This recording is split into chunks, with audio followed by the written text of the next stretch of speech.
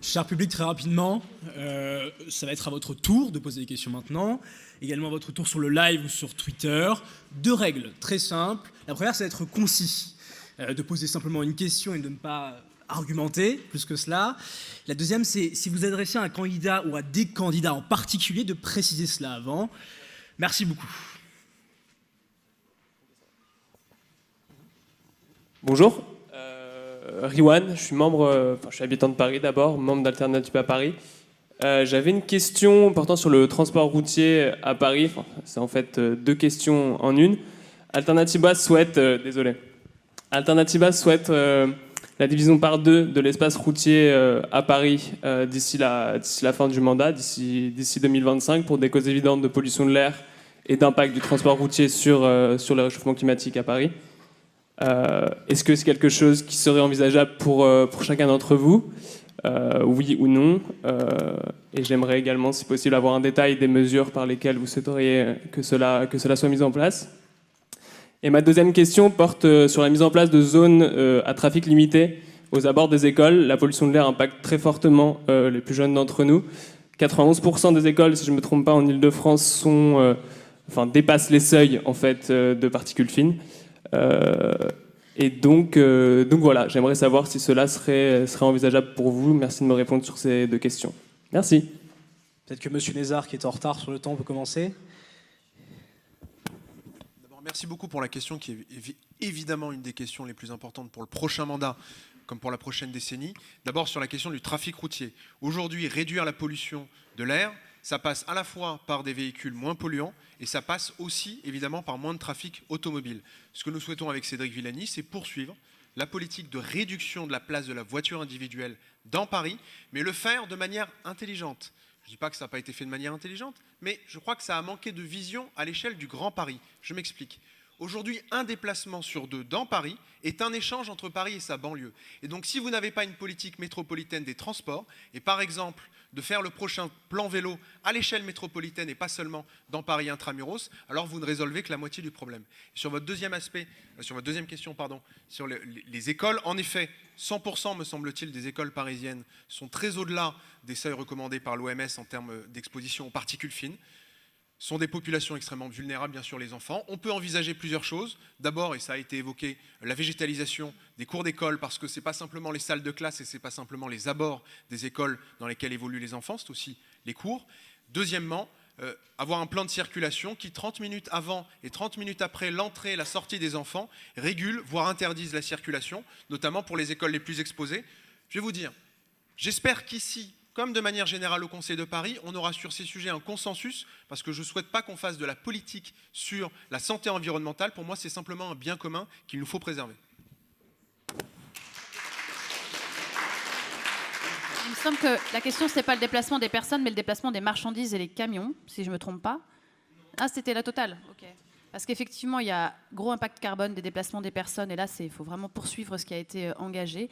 Et après, il y a un gros sujet quand même qui est devant nous. C'est le déplacement des marchandises exacerbé par les commandes Amazon et autres individuelles, où il y a une démultiplication des déplacements dans Paris. Et donc, du coup, aujourd'hui, il faut vraiment sortir du 94% de l'approvisionnement parisien par la route pour enfin basculer sur le ferroviaire, les canaux et la Seine, qui sont encore plus coûteux aujourd'hui. Donc, nous, on a des propositions en ce sens. Je ne peux pas détailler là parce que je suis déjà très en retard. Et oui, évidemment, sur la zone autour des écoles, elle est déjà dans le programme de Paris en commun. Madame Garnier, une réaction ? Oui, sur la gestion du dernier kilomètre, là pareil, ça doit être un objectif. Après vous dire si on est capable d'atteindre les chiffres que vous annoncez, je pense qu'on ne peut pas l'annoncer si on n'est pas capable de dire de manière alternative comment on va faire. Aujourd'hui, je ne suis pas en mesure de vous dire si on peut vraiment atteindre ces chiffres-là. Sur les écoles, la question il y a la question des écoles et puis il y a la question des axes à côté. Parce que si vous regardez l'exemple qu'a pris d'ailleurs Rachel Dati dimanche dernier dans le 7e arrondissement, vous pouvez fermer la rue Chaumel où il y a une école, sauf que si vous avez le boulevard Saint-Germain qui est complètement embouteillé, c'est ça qui crée de la pollution. Donc il faut mieux essayer de penser à l'échelle globale, et c'est encore ce qu'on arrête de dire, plutôt que de penser rue par rue, et notamment sur des petites rues qui souvent sont déjà pas embouteillées. Merci beaucoup. On a déjà quelques questions. Ah, peut-être que vous voulez réagir ? Oui, déjà, bon. D'abord, je voulais remercier Alternativa pour 2 choses. Votre slogan « Le dernier mandat pour le climat », parce que je pense que c'est véritablement d'actualité et que j'espère que les futurs élus s'en souviendront. Et la deuxième chose, c'est l'action que vous avez menée dans le cadre de votre campagne sur la libération de la rue. Vous êtes allé piétonniser de manière militante une école du 4e arrondissement, l'école Sainte-Méry. Et c'est vrai que la pollution des écoles à Paris est une véritable catastrophe et qu'on a besoin d'appliquer une cohérence écologique à la gestion de ce sujet, donc la piétonisation des abords, le fait de développer des rues piétonnes également dans les grands centres parisiens piétons, également aux abords des universités, enfin la rue Saint-Guillaume c'est quand même une caricature, mais aussi des choses autour de la mise en sécurité et de la mise à disposition d'endroits où, parce que tout le monde est pour le vélo maintenant, mais alors quand on dit qu'on va retirer des parkings à moto et à scooter pour rajouter des parkings à vélo, il y a un peu moins de gens. Donc le fait de dire « libérer Paris de la voiture », ce n'est pas un slogan, c'est l'un des premiers plans du programme écologie pour Paris que nous avons publié. Donc absolument en phase avec vous sur ce sujet et merci beaucoup de nous aider à porter tout ça. Merci beaucoup. On a déjà quelques questions sur Twitter. À chacun d'entre vous, on vous demande quelles seront les mesures prises pour les questions d'hygiène dans les rues de la capitale et peut-être Madame Harel en premier, parce que vous étiez la dernière à pas avoir parlé. La chose principale qu'on souhaite faire sur la propreté, bon, ça c'est quand même un constat qui est unanime. Paris est extrêmement sale. Paris est dégoûtant. Aujourd'hui, il y a des associations, je ne sais pas comment elles ont recensé, mais qui ont recensé 2 fois plus de rats que d'habitants dans Paris. Il y a un moment, il faut faire quelque chose. Je pense que c'est un faux débat de dire qu'il faut mettre plus ou moins, etc. Il y a déjà des moyens très conséquents qui sont consacrés à la propreté. Le tout, c'est de bien les utiliser. Et la différence entre ce que fait la maire de Paris aujourd'hui et ce que nous, on souhaite faire, c'est remettre la propreté, de même que la sécurité d'ailleurs, entre les mains du maire d'arrondissement. Le maire d'arrondissement, c'est le mieux placé pour savoir quelle partie de son arrondissement est plutôt résidentielle, est plutôt une partie festive, et plutôt, on ne traite pas de la même manière un quartier de bureau et un quartier où les jeunes vont faire la fête le soir. C'est pas le même type de saleté, c'est pas les mêmes horaires de passage. Donc l'idée, c'est de mettre la propreté sous contrôle du maire d'arrondissement, de manière à ce que on puisse déployer les agents et les moyens de manière flexible et adaptée aux horaires et aux problématiques particulières qui peuvent se poser localement. Réaction peut-être. Oui, si vous voulez. Mais j'ai envie de dire, c'est ce que fait la direction de la propreté aujourd'hui. Je leur transmettrai vos remerciements sur leur organisation. Nous, on pense qu'il y a effectivement 2 jambes sur lesquelles, une fois encore, il faut avancer. Il y a d'une part, effectivement, les moyens donnés aux équipes. Et franchement, je vous invite à regarder ce que c'est une équipe de la propreté qui passe après un marché dans votre quartier. C'est quand même bien le bordel des fois. Et ils passent et c'est réglé en 1 heure. Après les grandes manifestations, il y a des équipes, beaucoup de choses qui ont changé pendant ce mandat, la création d'urgence propreté, etc. Et puis le deuxième sujet qui est effectivement, ce sera dans les mains de nos brigades de quartier dont on a parlé de la police municipale au début. Je crois qu'il va falloir aussi quand même avancer sur la question de l'incivilité. Je le dis là avec ma casquette d'Alsacienne qui ne se refera jamais. Il y a un moment où chacun aussi doit mettre la main à la pâte pour que son quartier soit sympa. Et je pense qu'on a un petit sujet quand même à faire évoluer là aussi les consciences et les modes de comportement. On mange tous dehors, on pique-nique sur les berges, chacun ramène ses bouteilles et me les jette pas dans le canal, s'il vous plaît. Donc encore une fois, c'est pas de votre faute. Paris est sale. Mais à cause c'est la des réalité. Parisiens. Il y a, Voilà. en début de mandat, on a vidé le canal Saint-Martin pour faire ce qu'on appelle un chômage, le dévasé. On a trouvé dans le canal 2 choses principalement. Je vous passe les trucs sympas, les armes, les épées, les trucs rigolos, les drones. Non, oui, on a trouvé des épées. On a trouvé plein de choses, mais principalement des vélib et des bouteilles de bière et de vin. Effectivement, ce n'est pas Anne Hidalgo qui, la nuit, va jeter dans le canal Saint-Martin. Ou alors, il faut qu'on vérifie sur la vidéosurveillance. Madame Garnier voulait réagir tout d'abord. Écoutez, là, on va pas rentrer. Alors là, moi, c'est bien parce que c'est pas un débat de techno. Quand vous allez sur la propreté, je vais vous dire, la propreté, c'est assez simple parce qu'en fait, il y a plein de maires partout en France qui arrivent à le gérer. Donc, c'est déjà du volontarisme politique. Et quand on a la volonté, généralement, on y arrive. C'est pas, il y a pas à faire de grandes annonces techniques. Après, il y a aussi la question de quel impact on donne à son espace public, parce que vous savez très bien qu'un espace public qui est laissé à l'abandon, un espace public où on laisse l'insécurité et tous les comportements incivils se développer, et bien finalement, c'est ça aussi qui fait que les gens n'en prennent plus soin. Et quand vous remettez de l'ordre dans la rue, paf, je mets mon képi, et ben généralement, il y a tout qui découle avec. Une réaction je ne dis pas parce que les étudiants n'aiment pas trop l'ordre. On va passer aux questions dans la salle plus tôt parce qu'il y en a pas mal. Peut-être un mot quand même sur le sujet. 20 secondes. Un mot.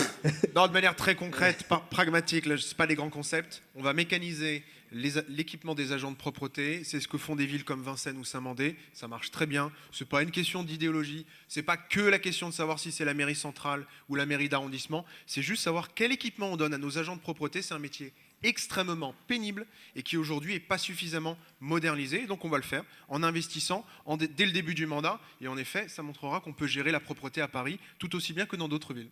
En 10 secondes, parce que là, vous avez... En fait, c'est pas forcément un débat technocratique, mais ça peut aussi être un débat intelligent. On va pas uniquement chercher à gérer la saleté, donc une fois que c'est dans la rue, mais essayer de faire en sorte que les rues ne soient pas sales. Et finalement, pour ça, il y a aussi la question du déchet et ne pas produire le déchet. C'est aussi mettre en place une pesée dans la collecte des déchets et un nouveau réseau de consignes. Là-dessus, on est très en retard à Paris sur les autres villes d'Europe et de France.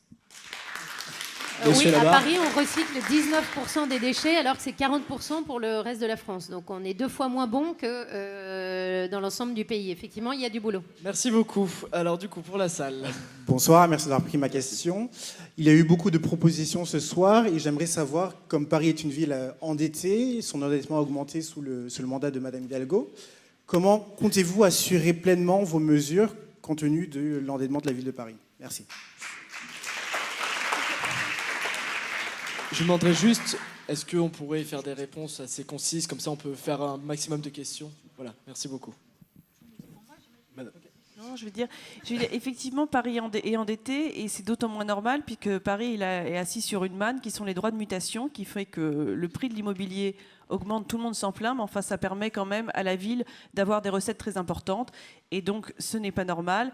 Et vous savez, là encore, c'est simplement de la bonne gestion financière et notamment de remettre pour nous le curseur vers les habitants et d'arrêter des aménagements pharaoniques qui généralement ont toujours été réévalués à la hausse et en plus qui n'ont pas amélioré la vie des Parisiens en bien et souvent on n'y comprend rien et je parle notamment de Bastille où j'habite. Madame Loël, peut-être.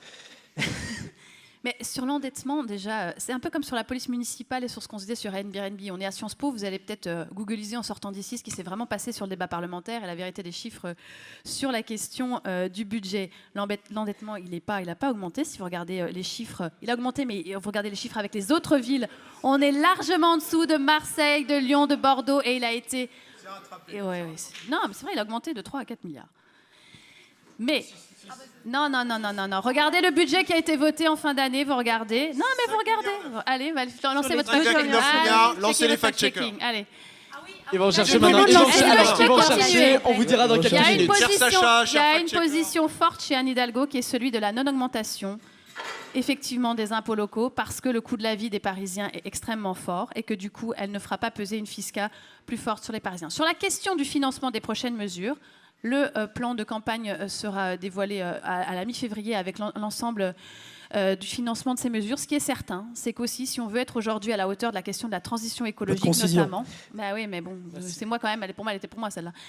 La question de la transition écologique, va falloir aussi inventer une nouvelle forme de financement. On a lancé des green bonds, des sustainable bonds aujourd'hui. Il y a plein d'autres choses demain aussi sur le cofinancement et le financement citoyen. Tout ça, il va falloir, dans les années qui viennent, le mobiliser si on veut être à la hauteur, notamment face au désengagement de l'État. Aujourd'hui, Paris a beaucoup perdu dans les dotations globales de l'État. Alors, je vous dis tout de suite, le fact-checking, il est tout fait.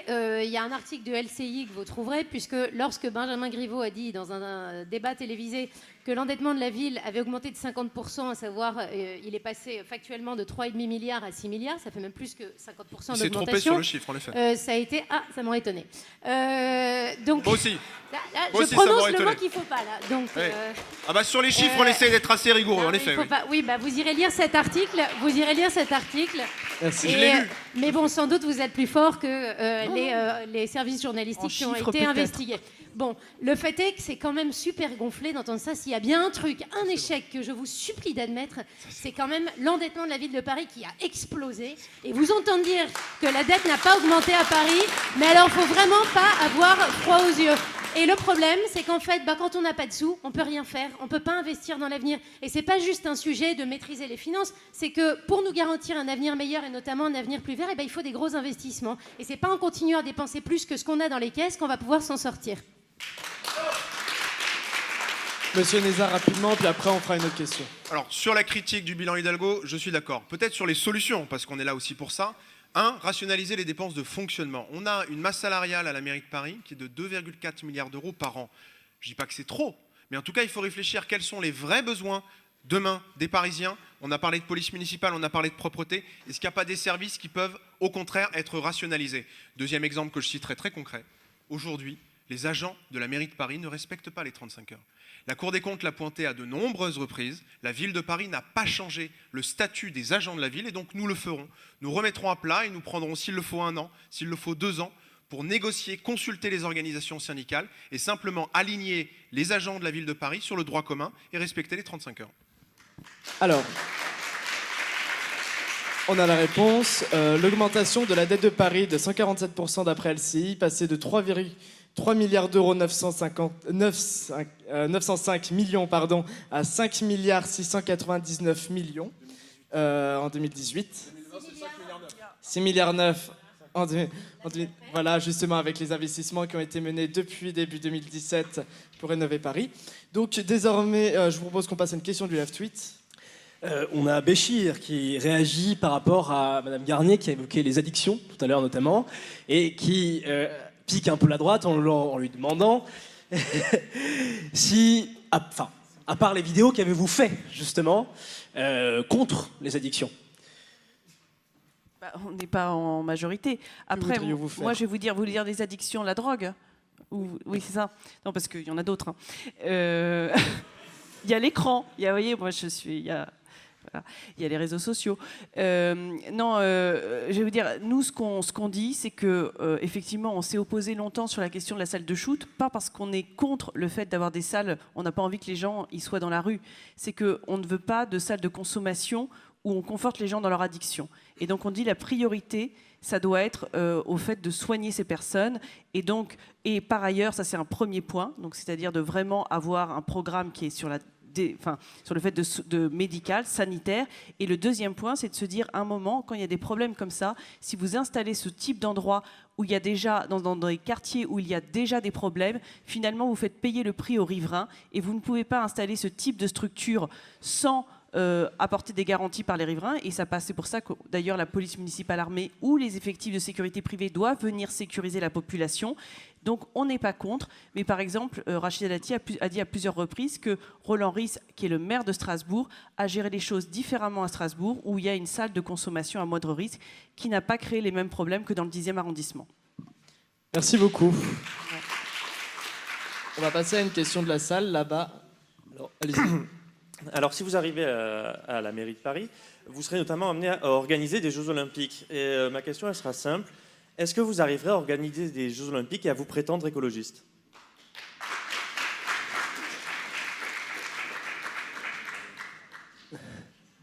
Oui, je pense que c'était bon. Ça, c'est une excellente question parce que, venant, moi, de la famille écologiste, j'ai eu beaucoup de réticence à plonger dans le bain écolo, dans le bain des JO. Je suis désolée. Je dois vous préciser que je suis maman d'un bébé de 1 mois et demi qui ne me laisse pas dormir depuis 1 mois et demi et que c'est ma première sortie de campagne ce soir avec vous. Donc, j'ai un peu du mal, là. Mais voilà. Donc, sur les JO, j'ai été très réticente et finalement, j'ai décidé de monter dans la candidature pour 2 raisons. La première, c'était de se dire qu'à Paris, finalement, on avait peu d'infra à créer. Donc on ne pouvait effectivement essayer de changer la donne sur la question des JO et de mettre la pression sur le CIO pour qu'on ait d'autres JO, des JO plus écolos. C'est un vrai bras de fer. Il y a la question à la fois de comment on va organiser les Jeux, comment ça va avoir un impact, mais surtout comment ça va avoir un héritage sur le territoire, comment aussi on peut traiter de ces questions-là. Et deuxième chose qui m'a, moi, fortement motivée, c'est que m'occupant de la question de l'eau, j'ai lancé pendant ce mandat, alors que personne n'y croyait, la baignade dans la Villette, qui maintenant est un grand succès. Je veux dire, la première à me baigner dedans avant même qu'elle ouvre pour convaincre les gens. Merci, et je crois à la baignade dans la Seine, et c'était pour moi un des seuls moyens d'accélérer les politiques et les moyens financiers pour qu'effectivement, en 2024, ce ne soit pas juste une baignade des JO, mais aussi une baignade qui reste aux Parisiens. Merci, donc, Madame voilà, Loel. très rapidement. Bonsoir. Désolé, excusez-moi, c'est juste une question. Non, je suis désolé. Ça fait 15 minutes je suis demande. désolé, il est 20h55. Et puis en fait, il n'y a eu que des interventions d'hommes. Je sais, je voulais le noter, je suis vraiment désolé. Donc du coup, je vais juste demander aux candidats de conclure. 30 secondes chacun. Donc le tirage au sort, on va commencer par Marie-Laure Harel. Si vous voulez bien conclure, en tout cas, pourquoi, tout simplement, les jeunes de Paris doivent voter pour les têtes de liste de Benjamin Griveaux dans Paris. En 30 secondes. En 30 secondes, pourquoi? Parce que vous, tous les jeunes, vous avez envie d'une ville où vous pouvez vous sentir en sécurité, où vous aurez des logements abordables, où vous aurez enfin de la verdure. Paris est l'une des villes les moins vertes d'Europe et de France. Donc je pense qu'après 6 ans de mandat, on ne peut pas promettre de faire tout ce qu'on aurait pu faire et qu'on n'a pas fait. Donc il y a un moment où il faut donner sa chance à l'alternance et au candidat qui peut-être n'est pas jugé par certains comme le plus sympathique, mais en tout cas le plus sérieux et celui qui a le plus préparé son programme. Ensuite, c'est au tour de Madame Bloel. En 30 secondes, s'il vous plaît. Eh ben, je vous invite à plutôt voter pour Paris en commun, qui est une liste et une équipe qui aujourd'hui porte des réponses à 3 grandes dimensions qui nous importent. Être à la hauteur de ce grand défi qui est celui du dérèglement climatique, être aussi à la hauteur de la nécessité d'un impératif de justice sociale. On ne veut pas un îlot d'utopie verte pour quelques personnes, mais aussi une équipe qui a envie de retransformer encore plus la politique. On a déjà posé des jalons avec des budgets participatifs et des assemblées citoyennes, mais il faut donner de la place à tout le monde dans cette ville. Donc voilà, moi j'ai plutôt envie de vous dire allez-y, foncez, et que ce pari en commun, on y croit extrêmement fort, et je crois qu'on peut vraiment faire cette transformation écologique de la ville, qui est une transformation de la société, beaucoup, pas simplement Madame Bloel. environnementale. Monsieur Nézard. L'enjeu pour nous dans cette élection, ça n'est pas de démolir tout ce qui a été fait par Anne Hidalgo, et ça n'est pas de dire que tout ce que proposent nos candidats, nos concurrents, pardon, serait totalement, hors de propos ou hors sujet. C'est faux. Il y a eu ce soir un débat, j'espère de qualité, des propositions qui peuvent être pertinentes d'où qu'elles viennent. Simplement, la question que vous allez vous poser le 15 mars et le 22 mars prochain, c'est quel est le Paris dans lequel vous voulez vivre en 2030 ? Et derrière la question que cela soulève, c'est quel est le maire de Paris ? Quel est le maire emblématique de cette capitale, la capitale de tous les Français, qui pourra accomplir les grandes transformations sur l'écologie, sur la démocratie et sur la construction du Grand Paris? Alors vous qui êtes étudiante Sciences Po, ou d'ailleurs dans cette salle, vous qui êtes les citoyennes, les citoyens d'aujourd'hui et peut-être les leaders de demain, je n'ai qu'un mot à vous dire. Qui que vous choisissiez le 15 mars et le 22 mars prochain, votez pour dire quel avenir vous voulez pour notre capitale. Merci beaucoup, monsieur Nézard.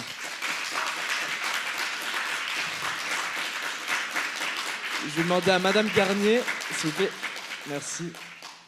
Moi, je vais vous dire simplement, regardez ce qu'est Paris aujourd'hui. Regardez est-ce que Paris aujourd'hui, est-ce que vous trouvez que c'est à la hauteur de ce que devrait être Paris? Regardez quand vos parents, quand vos cousins, quand vous avez de la famille qui vient à Paris, est-ce qu'ils trouvent que Paris est propre, que Paris est agréable à vivre, que Paris est une ville qui est à la hauteur de ce que devrait être Paris? Posez-vous simplement cette question et dites-vous, eh bien non, aujourd'hui, nous, tous les Parisiens qu'on rencontre, et on ne fait qu'une campagne de terrain, ils nous disent Paris s'est dégradé, Paris se dégrade, eh bien, vous avez le moyen de dire stop à 6 ans de plus de dégradation en votant pour un autre candidat et en votant Rachida Dati. Merci beaucoup pour cette précision. Et enfin, à notre alumni de Sciences Po, Madame Rémi Leleu. J'aurais encore un point fact-checking à faire d'ailleurs. D'abord, vous dire de vous inscrire sur les listes électorales, c'est jusqu'au 7 février. Et contrairement à d'autres, j'ai envie que l'ensemble des jeunes puissent s'inscrire et participer aux prochaines élections. Pourquoi voter Écologie pour Paris? Moi, j'ai envie de vous dire plus encore, pourquoi vous engager pour Écologie pour Paris? Je peux comprendre que certaines préfèrent voter ailleurs qu'à Paris ou votent ailleurs qu'à Paris, mais on a un enjeu partagé qui est de faire de Paris une ville plus verte, une ville plus ouverte, une ville plus solidaire. C'est un enjeu tellement partagé que vous verrez que les propositions de notre programme se retrouvent un peu partout dans celui des autres. En tout cas, ce qu'on vous propose aussi quand vous êtes jeune à Paris, avec le programme d'écologie pour Paris et voilà, le plagiat, ça finit par troubler un peu. Ce qu'on vous propose avec Écologie pour Paris aussi, c'est de faire de la place aux jeunes, pas parce que vous êtes jeune, pas parce que vous remplissez un quota, mais parce qu'on écoute ce que vous avez à dire. Et d'ailleurs, je n'ai jamais été présidente de l'UNEF Sciences Po, j'étais secrétaire générale. Et sur une note plus personnelle, je n'ai jamais perdu une élection après un débat Boutmi, alors je compte sur vous.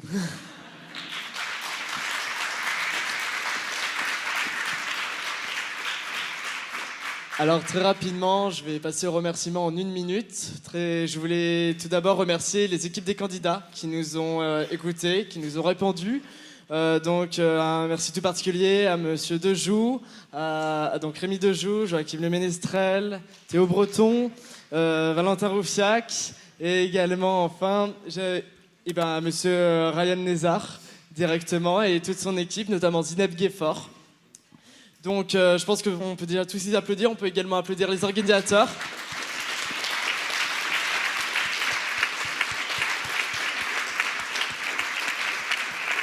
Une mention spéciale en tout cas pour les personnes qui ont aidé beaucoup à l'organisation de ce débat, donc Tom Alkidehon avec Céline Leca et Pablo, mais également surtout avec qui nous avons imaginé ce projet, c'est-à-dire Manon Talian-Cavaru, Isée Venmani, Alexandre Collin et enfin Clément Martin de l'équipe de Sciences Po TV et de France TV. Donc je tiens vraiment à leur dire merci. Merci également à Clémence Jamet et à toute la direction de la vie étudiante de nous avoir accompagnés dans ce sujet. À nouveau, merci également à l'équipe de la régie là-haut pour ses effets, le diapo et le compteur surtout.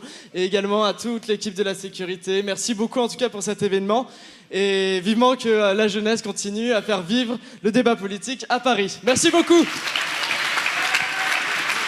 Jingle.